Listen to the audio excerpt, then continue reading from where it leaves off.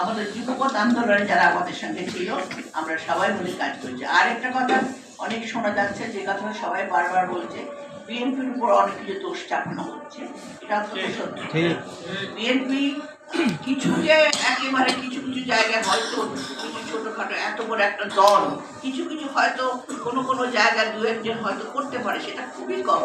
BNP সাংগঠনিক ব্যবস্থা নিচ্ছে, বিএনপির ভারপ্রাপ্ত চেয়ারম্যান বারবার দেশ মানে কথা বলছেন, জনগণকে আমাদের নেতাকর্মীকে বিশ্বাস করতে বলছেন, তাদেরকে ধৈর্য ধরতে বলছেন, বলছেন প্রয়োজনে আমরা আরও 1 বছর পর আরও 2 বছর পর আমাদের আমরা তো ক্ষমতার জন্য লড়াই করি নাই। আমাদের দেশের বেগম খালেদা জিয়া যখন কারাগারে যায় তিনি একটি কথা বলেছেন, দেশ বাঁচাও মানুষ বাঁচাও। আর তারেক রহমান কি বলেছেন, টেক ব্যাক বাংলাদেশ।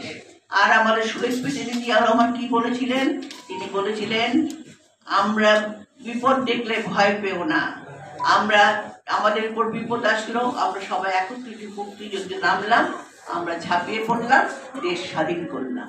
এটাই হলো এই 3টি কথা জনগণকে সাথে নিয়ে আর জনগণের কল্যাণের জন্য বারে বারে বিএনপির নেতাকর্মীরা কেউ গুম হয়েছে, কেউ খুন হয়েছে, কেউ অত্যাচারিত হয়েছে, কেউ কারাগারে কারাগারে বছরের পর বছর থেকেছে। আমরা কিন্তু এখনো আসামি, আমাদের কিন্তু কেসগুলো একটাও ওঠে নাই, মাত্র 4-5টা বোধহয় আমারই হয়েছে, আর সমস্ত কেসগুলো আছে। আমরা এখনো কারাগারে আদালতের দরজায় ঘোরাঘুরি করছি।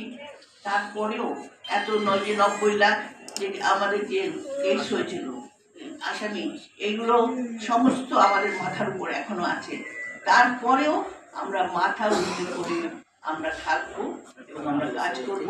এবং দেশের আমাদের দেশনেত্রী বেগম খালেদা জিয়া যিনি আপোষহীনভাবে লড়াই করে গেছেন, তার যে সম্মান, তার যে মর্যাদা, তার যে কথা, সেই কথার মর্যাদা দিয়ে ভারপ্রাপ্ত চেয়ারম্যানের যে ত্যাগ, সেই ত্যাগকে স্বীকার করে আমরা আসুন এই দেশটাকে গড়ে তুলি এবং আমাদের এই দেশের যে দেশনেত্রী বেগম খালেদা জিয়া যদি সত্যিকার অর্থে আমরা এই দেশকে নিয়ে লড়াই করি, সত্যিকারের আমরা দেশে সুন্দর বাংলাদেশ গড়তে পারি, তাহলেই হবে আমাদের সত্যিকারের অর্থে বেগম জিয়া এতদিন যে কষ্ট করছে সেই কষ্টের সত্যিকারের প্রতিদান, সেই প্রতিদান দেওয়ার জন্য আসুন আমরা সবাই একত্রিত হই, সবাই একসাথে পথ চলি।